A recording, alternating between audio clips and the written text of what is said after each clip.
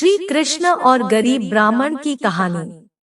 एक दिन श्री कृष्ण और अर्जुन बातें करते हुए महल से दूर निकल गए। मार्ग में उन्होंने एक गरीब ब्राह्मण को भिक्षा मांगते हुए देखा। अर्जुन को उस ब्राह्मण पर दया आ गई। आता उन्होंने उसे सोने के सिक्कों से भरी एक थैली दे दी। ब्राह्मण बहुत प्रसन्न हुआ और वो सिक्के लेकर घर चल दिया। जंगल के रास्ते में उसे एक चोर मिल गया जिसने उसके सिक्के लूट लिए। ब्राह्मण बहुत दुखी हुआ। मेरा भाग्य ही खराब है, यह कहता हुआ और भाग्य को कोसता हुआ ब्राह्मण पुनः भिक्षा मांगने आ गया। अगले दिन जब अर्जुन और कृष्ण उधर से गुजरे तो उन्होंने फिर से उस ब्राह्मण को भीख मांगते देखा। वो उसके पास पहुँचे तो उन्हें चोरी की बात पता चली। अर्जुन ने फिर से उस पर दया करते हुए उसे एक बड़ा सा हीरा दे दिया। ब्राह्मण घर पहुंचा।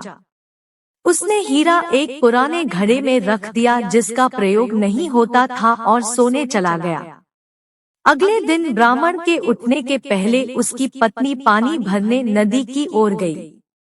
पानी भर के लाते समय उसके हाथ से घड़ा फिसलकर गिरा और टूट गया। ब्राह्मण की पत्नी को याद आया कि घर में एक पुराना घड़ा है जिसका प्रयोग नहीं होता। उसने सोचा क्यों न उसी में पानी भर लाया जाए।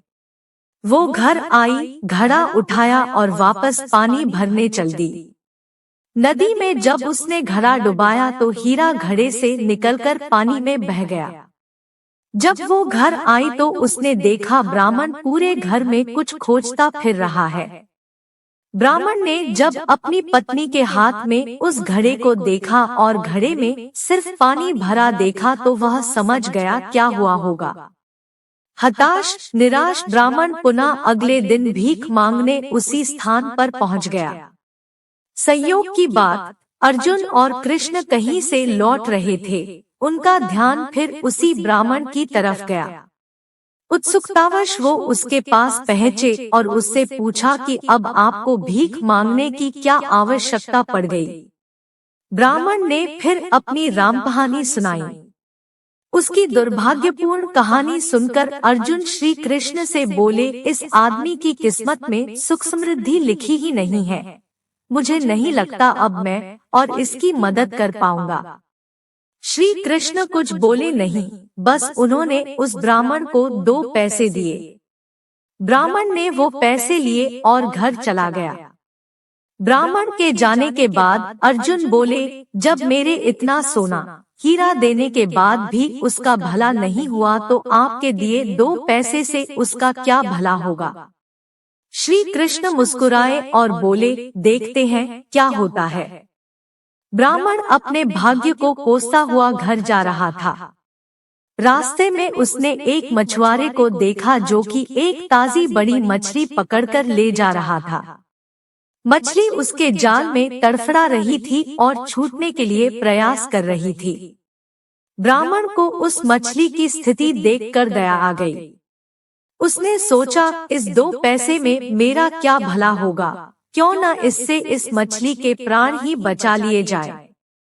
ब्राह्मण ने वह मछली खरीद ली और उसे पुनः नदी में डालने चल पड़ा। नदी में फेंकने से पहले उसने देखा कि मछली के मुंह में कोई बड़ी वस्तु अटकी हुई थी जिसकी वजह से वो सांस नहीं ले पा रही थी। जब उसने मछली का मुंह खोलकर वह बाहर निकाला तो वही बड़ा हीरा निकला जो उसे अर्जुन ने दिया था। ब्राह्मण हीरा पाकर खुशी से चिल्ला पड़ा, देखो देखो, मिला गया, आखिर मुझे मिल ही गया। उससे थोड़ी ही दूर पर वही चोर जा रहा था जिसने ब्राह्मण के सिक्के चुराए थे। उसने जब यह आवाज सुनी और ब्राह्मण को नदी की तरफ से आते हुए देखा तो चोर डर गया। चोर ने उसे देखकर पहचान लिया था कि यह वही व्यक्ति है जिसके सिक्के उसने चुराए थे। ब्राह्मण के चिल्लाने की आवाज सुनकर उसे लगा कि ब्राह्मण ने उसे पहचान लिया है और अब वो उसे पकड़वाकर सजा दिलवाएगा। चोर ने ब्राह्मण के पैर पकड़ लिए और बोला, अरे भाई, मुझे माफ कर दो, अपने सिक्के ले लो पर मुझे सजा मत दिलवाना, मुझसे बड़ी गलती हो गई। ब्राह्मण क्या बोलता पर वो सारा माजरा समझ गया। उसने चोर को माफ किया, अपने सिक्के लिए और खुशी से मगन अपने घर चला गया। अगले दिन ब्राह्मण सीधे अर्जुन के पास पहुंचा और उन्हें सारी बात बताई। ब्राह्मण ने अर्जुन को धन्यवाद दिया और चला गया। उसके जाने के बाद अर्जुन श्री कृष्ण से बोले, हे प्रभु, यह क्या चमत्कार है? मेरे सिक्के और हीरे तो उसकी सहायता नहीं कर पाए पर आपके दिए 2 पैसों ने कमाल कर दिया। इसका कारण जरा स्पष्ट करें। श्री कृष्ण बोले, अर्जुन यह चमत्कार नहीं, सृष्टि का नियम है जिस पर दुनिया काम करती है। जब उसके पास ढेर सारे सिक्के और हीरे थे तो वह सिर्फ अपने बारे में, अपनी जरूरतों के बारे में ही सोच रहा था। लेकिन जब उसके पास 2 पैसे थे तो भी उसने उस मछली के भले के लिए खर्च कर दिए।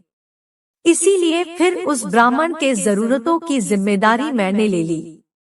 हे अर्जुन, सत्य तो यह है कि जब तुम किसी दूसरे व्यक्ति के दुख दर्द से द्रवित होते हो या अपने सिवा किसी और की जरूरतों की चिंता करते हो, उन लोगों के दुख दूर करने और उनकी जरूरत पूरा करने का प्रयास करते हो, तो तुम भगवान के कार्य में हाथ बंटा रहे होते हो।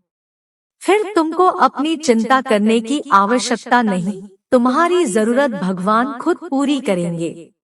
तो यह थी श्री कृष्णा और गरीब ब्राह्मण की बहुत सुंदर कहानी।